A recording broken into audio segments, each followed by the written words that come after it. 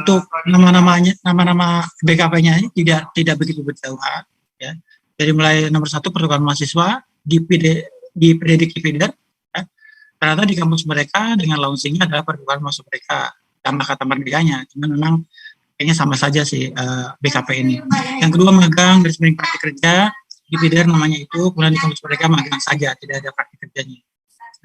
Yang ketiga juga sama, sistem mengajar di satuan pendidikan, yang sekarang nama kerennya adalah kampus mengajar, ya. Yang sekarang sudah berakhir adalah KM1 atau kampus mengajar 1. Yang keempat, penelitian atau riset, ya. Yang 4 juga riset atau penelitian dibalik-balik, ya. Sampai ke nomor 8, membangun desa KKN tematik, dan di kampus mereka pun membangun desa dalam kurung KKN tematik. Nah, nomor 9 ini nggak ada di Feeder, ya. Indonesia International Student Mobility, mungkin nanti Bu Movi atau Pak Amalo Umam yang paham untuk cost-nya sebenarnya kemana sih larinya capaian pembelajarannya dari student mobility itu, supaya nanti agar operator paham untuk proses penginputan ini, mata kuliah ini berasal dari BKP apa, seperti itu. Kemudian juga di sebelah ujung di kanan ada PGJ, pemerintah tidak tahu. Ini sengaja saya tampilkan juga karena ini untuk tes juga, ya. Jadi mungkin berbeda dengan pertukaran mahasiswanya yang digawangi oleh Pak Erik, ya, Permanusnya itu langsung ke PIC dan DPL. Kalau yang PJJ Pikes adalah mereka yang mendapatkan hibah kemudian mendapatkan membangun infrastrukturnya untuk kepentingan PPS Mitra, ya, di wilayah timur. Ini harus kita istilahnya harus kita inisiasi untuk PJJ yang Pikes sendiri, karena memang baru pertama kali kita melakukan PJJ dalam konteks kampus mereka. Hanya mungkin berbeda halnya ketika nanti proses BKP-nya adalah permanen sebenarnya, karena pertukaran mahasiswa juga antar mitra, ya. Hanya memang dilarikannya ke SPADA atau LMS atau e-learning kita, gitu ya. Tidak masuk ke kampus Merdeka di pertukaran mahasiswanya Pak Erik. Ini jadi sengaja menyandingkan seperti ini supaya kita sama-sama mengetahui, oh ternyata di Feeder ada, di kampus mereka seperti ini, supaya nanti tidak sasar ketika proses konversi. Oke, setelah itu saya melihat dari ketiga komponen ini, bagaimana sistem pelaporannya nanti ke PDDK, laporan kegiatan ke PDDK-nya seperti apa, kemudian nanti mesinnya apa sebenarnya. Ya, yang saya tahu kalau di Feeder sudah ada lebih enak, ya, karena memang ketika satu mahasiswa mendapatkan satu BKP, misalkan kampus mengajar, karena kebanyakan mungkin di FKIP menjadi kampus mengajar karena relevansinya dengan fakultas keguruan. Ketika nanti masuk ke kampus mengajar, nanti yang dibutuhkan adalah mata kuliah turunan dari kampus mengajar itu sendiri atau BKP. Ya, bagi operator mungkin belum terbiasa dengan kata BKP. Mungkin kalau Bu Movi, Pak Malo, dan Pak Erik ini sudah terbiasa. Ya. Nah, ini nanti bagaimana nanti proses formulasi kurikulumnya. Nah, yang saya pahami adalah seperti ini, ya. Saya langsung kampus mengajar saja yang di sini supaya enak, ya. Ini saya sengaja menggunakan kode-kode mata kuliah untuk membedakan mata kuliah yang ada sekarang yang running 2018 itu di FKIP, ya. Supaya nanti misalkan ketika ada kampus mengajar, ya, ada mata kuliah apa yang linearitasnya mendekati dengan kompetensi kampus mengajar. Misalkan ada PPL, boleh jadi bisa dimasukkan menjadi KMM 001. Ya, KMM itu kampus mengajar merdeka, itu buatan saya cuma untuk membedakan mata kuliah yang ada di FKIP dengan yang kurikulum MBKM-nya. Ya, kita setting sampai ke 20 SKS, ya. Karena dulu itu KM1 itu 12, ya. Ternyata sekarang jadi 20. Nah, nanti masalahnya adalah bagaimana proses pembuatannya. Mungkin nanti Bu Mopi dan Pak Amalo sudah terbiasa dengan bentuk prepom dan struktur hybrid sendiri, itu nanti akan tahu mana nih yang struktur kita ambil dari sebaran mata kuliah yang ada di FKIP, misalnya yang tadi seperti PPL, masukkan ke kurikulum MBKM. Kemudian ada nggak yang ada sesuai dengan kompetensi lain, misalkan oh ini habis, belum mencapai 20 sudah habis, artinya kita harus menggunakan prepom gitu. Cuma saya belum tahu bocorannya kalau FKIP di Pak Amalo di PBI seperti apa gitu, ya. Proses pembentukan kurikulumnya berdasarkan kodifikasinya, yang penting adalah kodifikasi. Kemudian juga plottingnya di semester berapa untuk BKP ini, ya, karena memang kalau saya lihat BKP yang berjalan ini adalah satu paket. Ketika BKP ini jalan, running, kemudian diimplementasikan oleh mahasiswa kita yang di luar kampus mereka, kemudian mendapatkan konversi nilainya nilai A dan nilai akhir langsung dari logbooknya mahasiswa di kampus mereka. Nah, kemudian dari PIC atau DPL-nya kan harus melaporkan ke pihak prodi-nya. Silakan ini dikonversi. Maka ketika dikonversikan, pihak operator melihat mappingnya seperti ini. Mana mata kuliah yang kampus mereka yang harus kami input untuk konversian mahasiswa tersebut. Sampai 12 atau sampai 20 ya. Kebetulan kalau yang 20 ini yang KM2 di 12 SKS itu adalah KM1 ya. Seperti ini. Jangan lupa juga deskripsi mata kuliahnya ya sesuai CPL-nya, jadi tidak salah-salahan. Kemudian kodifikasi dengan 3 huruf 3 angka itu sesuai dengan buku pedoman akademik sebenarnya. Ya, sejak lama memang tidak berubah. Seperti mungkin STI 102 kayak gitu. Sekarang KMM 001 ini adalah buatan saya untuk memudahkan perubahan proses perubahan mata kuliah yang ada di feeder atau di kurikulum EPIP menjadi nanti di kurikulum MBKM. Mohon maaf ada backsound-nya karena kita ada pelayanan. Oke, saya langsung saja ke feedernya ya. Nanti mungkin saat posisi di formulasi kurikulum mungkin nanti kita berbincang antara Pak Amalu, Bu Mofi dan teman-teman lainnya yang memang berkepentingan di dalam pembahasan kurikulumnya. Saya buka langsung ke eksekusi feedernya. Oke. Di sini kalau saya cek Bapak Ibu mungkin bagi pimpinan yang belum tahu feeder, inilah penampakan feeder ya. Ketika nanti proses pelaporan itu ini adalah tahun akademik yang terbuka gitu. Jadi di sini yang terbuka adalah cuma 2 semester sebenarnya. Yang pendek ini adalah semester pendek atau semester antara kita tidak pernah pakai. Gitu. Jadi yang sekarang berjalan adalah yang 2020-2021 genap gitu. Sekarang ini. Nah, kalau misalkan sekarang proses pembelajaran belum beres, nanti insya Allah mungkin sistem akan tertutup di bulan Oktober, maka dari itu pelaporan nilai-nilai mahasiswa jangan sampai terlambat. Nanti para operator sudah paham ya untuk mensegerakan dosen-dosennya setor nilai. Nah, kita akan masuk di ganjil aja yang September nanti ya. Ini karena saya pantau juga beberapa kegiatan BKP yang sekarang berjalan, seperti magang, kemudian kampus mengajar 2 sudah mulai menggeliatkan di kalangan mahasiswa. Oke, saya masuk dulu. Masuk di seolah saya akan melaporkan men-setting mahasiswa yang ikut MBKM ya. Oke, makanya kita akan melaporkan di posisi ganjil. Tetapi memang ketika kita lihat kampus mereka ini atau BKP yang ditawarkan di kampus mereka itu dia mengenal tahun akademik, itulah repotnya di kita. Ya, ketika KM1 sebenarnya itu kita laporkan di sekarang atau nanti. Itu yang jadi masalah. Dan sekarang KM2. Sekarang lagi running adalah yang semester genap. Apakah nanti setelah lulus, setelah mereka beres dan kemudian kita ganti alih tahun akademik, apakah nanti diganjil? Itu yang jadi masalah. Karena nanti ketika setting dari sekarang, mahasiswa itu disetting, nanti saya jelaskan, itu tidak bisa dibuka lagi nanti ketika penutupan periode. Ya. Oke. Ketika di sini ini saya jelaskan bahwa ini kita periodenya adalah 2021 ya. Ini kursor saya di sini untuk semester ganjil. Oke. Kemudian saya cek dulu daftar mahasiswanya. Saya akan mensimulasikan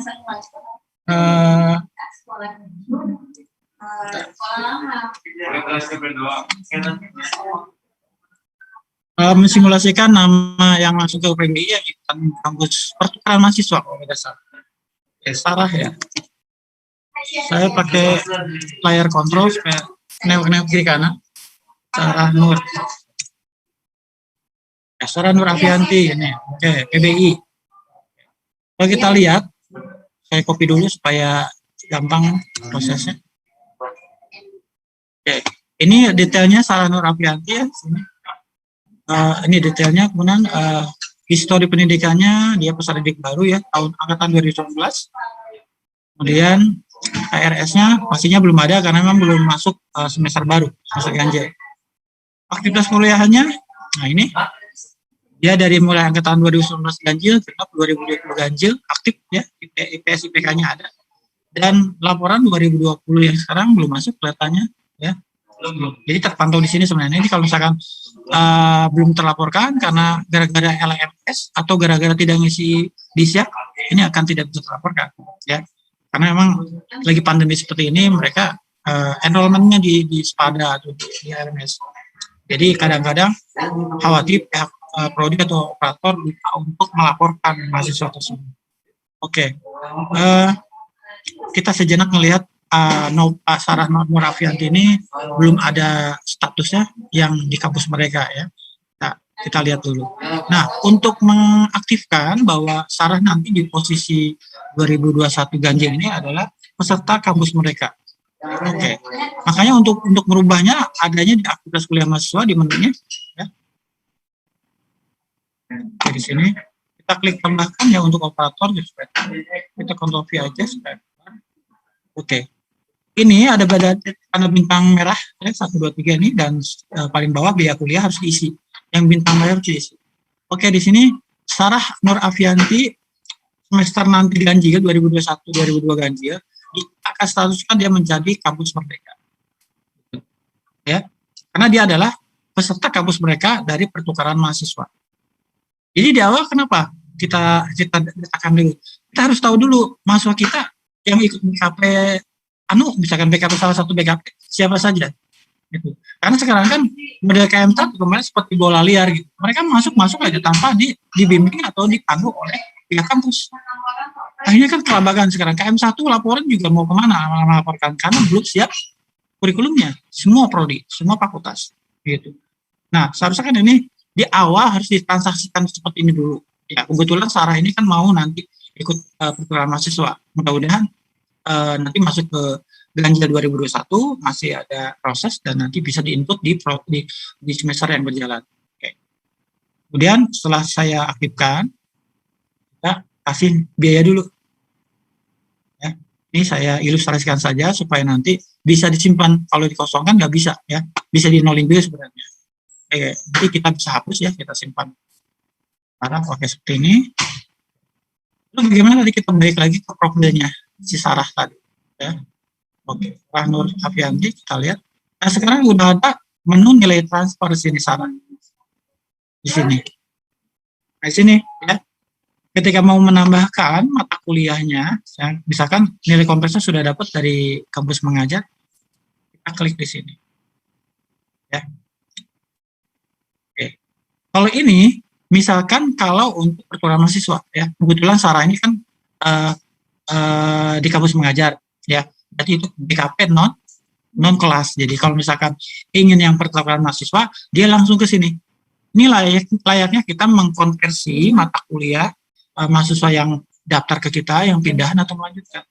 Misalkan ada yang pindahan nih dari PBI Pakuan, kita klik Pakuan, akan keluar terus Pakuan, kode mata kuliahnya apa ya. Ini seperti persis banget dengan proses konversi mahasiswa yang daftar maba ya, tahun sekarang atau tahun sebelumnya seperti ini. Demikian juga dengan pertukaran mahasiswa seperti ini ya. Ini untuk BKP pertukaran mahasiswa untuk penginputan nilai transfernya. Tidak akan saya lanjut ini karena kita akan larinya ke kampus mengajar ya, supaya enak ya, lebih terarah. Karena yang pertukaran ini saya nggak tahu kalau pertukaran yang di bawah PIC nanti nilainya seperti apa, karena itu laporannya nanti dari PIC ya. Nanti nilai konversinya diinputkannya di ini pertukaran mahasiswanya ya. Sarah Novianti memang di sini ya, di pertukaran mahasiswa. Oke. Misalkan pertukaran itu kan permanus harus di luar Jawa ya.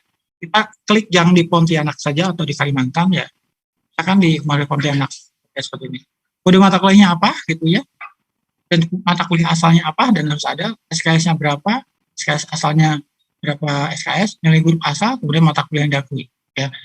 Bisa jadi ini linear, bisa jadi tidak gitu kalau di pertukaran mahasiswa ya. Karena memang lebih enak sih kalau satu jenis gitu, satu rumpun, enaknya gitu. Kalau misalkan kita mengkonversi dari mahasiswa mengikuti pertukaran mahasiswa, BKP pertukaran mahasiswa dengan mata kuliah yang sama Sebenarnya sekarang bahasa Inggris struktur 1, struktur 2 kayak gitu lebih enak. Nah ini proses mata kuliahnya nanti gimana? Ya itu prodi nanti operator tinggal input aja nanti ya. Ini nggak saya masukkan dulu, misalkan kode mata kuliah asalnya apa ya? ABC dulu deh. ABC kan mata kuliah asalnya structure. Dan SKS-nya 2, misalkan grupnya B. Nah, mata kuliah diakunya, misalkan structure apa ya? Di sini ada. Sorry. Nah, yang mana nih ya? Misalkan yang ini masuk. Ya, grupnya B juga misalkan. Kayak di sini nilainya 3,00. Begitu. Kita nanti simpan nilai konversinya. Oke, masuklah nilainya ini. Seperti ini. Dan seterusnya nanti. Nilai konversinya sampai ke bobot 20 SKS. Nah, masalahnya nanti ketika pembuatan mata kuliah MBKM tadi yang di awal PPTT saya jelaskan, apakah memang ada mata kuliah yang mewakili 20 SKS tadi menjadi struktur tadi? Maksudnya tidak prepom, bukan struktur mata kuliah. Ada hybrid, struktur, dan prepom tadi ya, buat Bu Mopi dan Pak Amal. Kalau memang ada bagus gitu.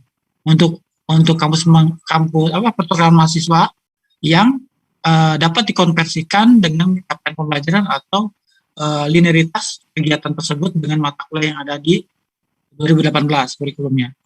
Kalau tidak ada kan berarti harus bikin prepom ya. Artinya kita membuat kurikulum dari pertukaran mahasiswa itu adalah hybrid, campuran. Itu dan sebagainya turun sampai ke nambah lagi misalkan sini ya seperti tadi ya, jadi 2 item itu. Ini untuk pertukaran mahasiswa. Bagaimana dengan yang jenis kegiatan lain BKP lainnya? Nah, BKP lainnya ini ada di posisi aktivitas mahasiswa. Nah, posisi aktivitas mahasiswa sebenarnya melaporkan 2. Satu adalah untuk mahasiswa itu sendiri dan 2 dosen. Nah, efeknya apa? Seperti ini ya, kayak gini nih. Ini kan dia kan pengujian atau misalkan pembimbingan ya, terus membimbing. Ini nanti masuknya ke sister. Ketika nanti ada sister, ada instrumen yang harus dilakukan atau eligible-kan, maka mahasiswa ini dalam kurun waktu pengajaran di BKD-nya menjadi pembimbing atau menjadi penguji gitu. Karena masukkan di sini. Nanti ini masuk ke sister, masuk ke pededikti itu. Nah, demikian juga dengan MBKM pun di sini aktivitasnya. Ya. Oke, sekarang kita tambahkan yang untuk MBKM. Program studinya pendidikan bahasa Inggris. Jenis aktivitasnya apa? Misalkan tadi sudah pertukaran mahasiswa ya, kita ganti ke magang. Oke, magang ini sekarang ada salah satu mahasiswanya sih nanti ya. Saya kan nggak tahu yang tadi kan kalau Sarah kebetulan memang dia real ikut di pertukaran mahasiswa untuk 2021, 2022 ya. Kan magang di sekolah misalkan ya. Oke. Esok.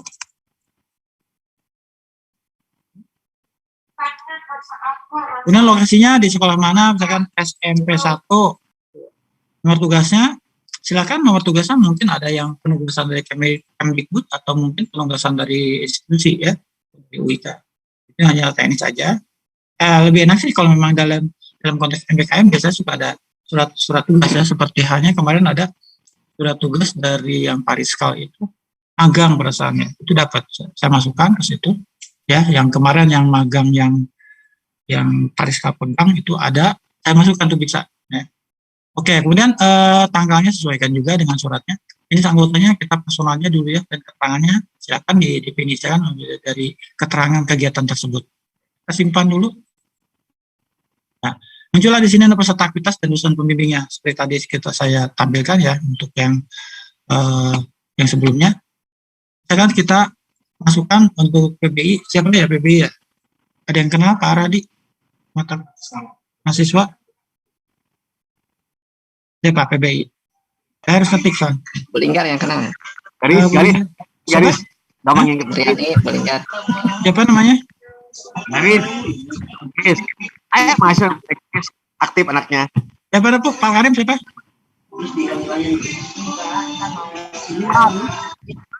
Oh Garis. Ini. Oke, misalkan saya masukkan garis peran pesanan menjadi personal. Oke, Pak Karim mod unmute. Oke. Personal. Kita tambahkan pesertanya. Masuk di sini garis Haikal Abdurrahman. Kemudian dosen pembimbingnya misalkan kita tambahkan lagi. Misalkan Bung Mofi. Oke, masuk. Pembimbing 1 misalkan ini teknis. Kemudian ada di sini kategori kegiatannya ya. Nah, kalau saya klik nanti muncul adalah list yang ada buatan oleh dari sistem. Bukan kita ketik ya. Kita lihat nanti kita cocokkan dengan jenis kegiatannya apa. Ya. Di sini kita cari yang ada magang-magangnya ya. Ini kelihatannya. Ada magangnya ya. Pembimbing kuliah kerja nyata, praktek kerja nyata, praktek kerja lapangan, sebagainya ada magang. Oke, masuk sini. Oke, kita simpan dosen pembimbing. Oke, sudah masuk dua-duanya. Bisa juga ditambahkan nanti untuk yang mahasiswanya, silakan tambah peserta, untuk dosen pembimbingnya, dosen tambah dosen pembimbing, seperti itu. Ya, sesuaikan dengan nanti di surat edaran atau surat dari Kemdikbud atau dari institusinya. Magang ini. Oke, sudah beres. Kita bagaimana nanti penginputan mata kuliahnya? Ya. Kita melarikan ke konversi kampus mereka. Oke, ini sudah kelihatan. Ya. Tadi kita sudah dengan kemarin sudah dengan manajemen, kemudian dengan FAI ya, di KPI. Sekarang bahasa Inggris ini. Kita klik yang kurikulum program studinya, kegiatan kampusnya yang di FPI. Sini garis Haikal ini sudah didaftarkan di program magang. Kita akan inputkan nilainya. Oke, kita tambahkan ya. Ini magang di sekolah, jenis aktivitas adalah magang atau praktik kerja. Ya. Nah, tadi dari awal saya sebutkan bahwa ini harus ada linearitas di posisi penamaan BKP di feedernya. Kebetulan kan memang magang tuh ada kata-kata magang juga di feeder. Oke, kita masukkan di magang atau praktik kerja. Ini kita tambahkan, kita tambahkan nilainya, mata kuliahnya. Ya kan? Tadi mata kuliah apa yang PBI? Tadi kodenya apa ya Pak Radi? Saya lupa. PBI berapa? Oke, kita panggil gini aja.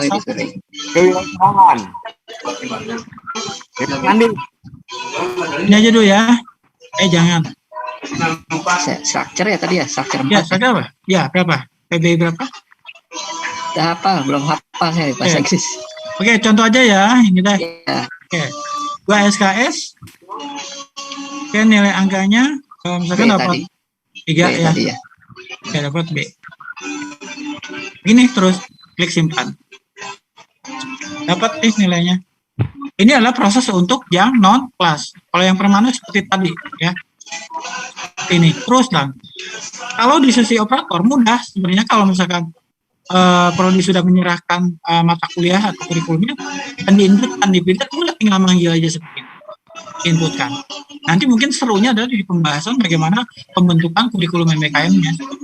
Itu yang jadi masalah gitu. Ya, kalau gini. Nah, kemudian apa yang membedakan nanti ketika mata kuliah ini yang diikuti oleh garis ini seperti apa nanti di transkripnya? Ya? Kita lihat misalkan di transkripnya, ya.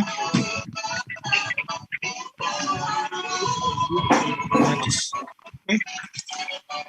Kita lihat garis ya, yang transkripnya kita cari.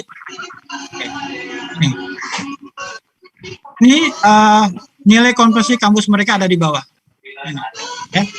Dibedakan dengan transkrip yang di sini. Ini adalah transkrip yang masa aktif biasa. Yang di atas ini, ya. Ini mulai dari semester 1 ya. Kemudian sampai ke semester berapa ini? Semester 5 deh. Nah, ini belum di sini semester berapa nih yang untuk yang genap ini. Maksudnya semester 6 ini, ya, belum diinputkan. Kemudian yang mata kuliah yang MBKM tadi ada di bawah ternyata. Nah, yang jadi masalah nanti ketika si mahasiswa ini dalam semester berjalan mengisi FRS sebanyak 20 gitu ya. Kemudian dia juga ikut BKP, salah satu BKP, dan kebetulan mungkin 20 SKS juga. Ya. Coba ditotalkan, jadi 40 kan nggak boleh. Nah, seperti itu.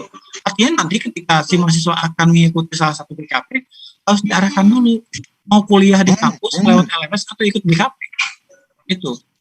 Soalnya nanti masalahnya ketika pas akumulasi perolehan bobot SKS-nya itu kan berlebihan, lebih dari 24 gitu. Nah, itu yang jadi masalah ketika di KM1. Gitu, ya. Mudah-mudahan kalau misalkan ini yang mendaftarkan di pertukaran mahasiswa atau magang, sudah jelas dia nanti semester depan tidak akan kuliah ngisi FRS di siap. Jadi nanti mereka udah aja di kampus mereka. Nanti mereka tinggal setor ke kami nilai akhirnya, kemudian pihak prodi menyerahkan ke operatornya berikut dengan mata kuliah konversian yang sudah disiapkan. Ya. Lebih enak sih dari sekarang awalnya udah dapat terbentuk inputkan di feeder supaya nanti simulasinya kelihatan. Mumpung masih bisa dihapus-hapus. Karena ini sekali lagi adalah bukan tutup sistem. Ini akan kelihatan nanti apakah nanti terakumulasi perolehan yang aktifnya atau yang kampus merdekanya. Jadi misalkan ada penawaran di pihak kampus, saya ada penawaran sampai 22 SKS. Dia mau aktif statusnya apa, mau kampus mereka statusnya. Ya. Nah, keuntungannya kalau misalkan si anak ini mengikuti kampus merdeka, kita bisa melihat checkpoint-nya. Di checkpoint ini, ya, kita lihat misalkan di posisi PPI, pendidikan bahasa Inggris, ya, ini ada 17 orang. Ini dia. Ya, yang mengikuti nanti di September, yang mengikuti nanti di kedepannya untuk pertukaran mahasiswa adalah ada 17 orang. Ini dari PBI. Ini sudah saya setting menjadi statusnya di sini adalah M. Ya, M semua. M di sini adalah merdeka, bukan mahasiswa aktif. Itu yang membedakan. Nah, kalau misalkan kita men-setting menjadi kampus merdeka, itu keuntungannya buat akreditasi atau poin akreditasi, ya, untuk prodi ataupun perguruan tinggi, ini melihatnya aktivitas atau keterlibatan masa kita di kampus mereka dari pihak kementerian. Kalau status sekarang satu saja, silakan nanti pilihnya nanti status mau apa. Kalau saya cenderung di kampus mereka, walaupun hanya 12 atau 20 ya, tergantung nanti pihak prodinya treatment mahasiswanya seperti apa supaya jangan ada yang dirugikan. Misalkan saya udah habis waktu biaya, tapi kok nggak bisa konversi. Nah, tidak ada sebelumnya komitmen dulu, pembicaraan dulu di awal seperti layaknya dosen membimbing akademik di awal semester itu. Nah, sekali lagi memang kampus mereka ini tidak berdasarkan tahun ajaran. Dia lari begitu aja. Ya, online pun langsung registrasi online dan tidak ada istilahnya mau bimbingan dulu dengan Bu Novi, dengan Pak Amal, nggak ada. Ikut aja. Ketika ikut dia di approval oleh pihak kementerian, nah kita mengucapkan alhamdulillah. Tapi itu jadi beban buat kita. Kalau kita siap dengan kurikulumnya yang harus dikonversikan di kelas 1 BKP itu. Jadi kalau kita ilustrasikan bahwa kalau satu mahasiswa mengambil satu BKP, maka kita adalah menyiapkan 20 SKS tadi. Ya. Misalkan BKP lain ikut lagi, jadi 20 lagi. Dan kan jadi 40. Ada nggak mata kuliah yang harus konversi seperti itu dengan pola preform, hybrid, dan structure? Itu barangkali Bapak Ibu, mungkin nanti ke depannya kita akan ada pembicaraan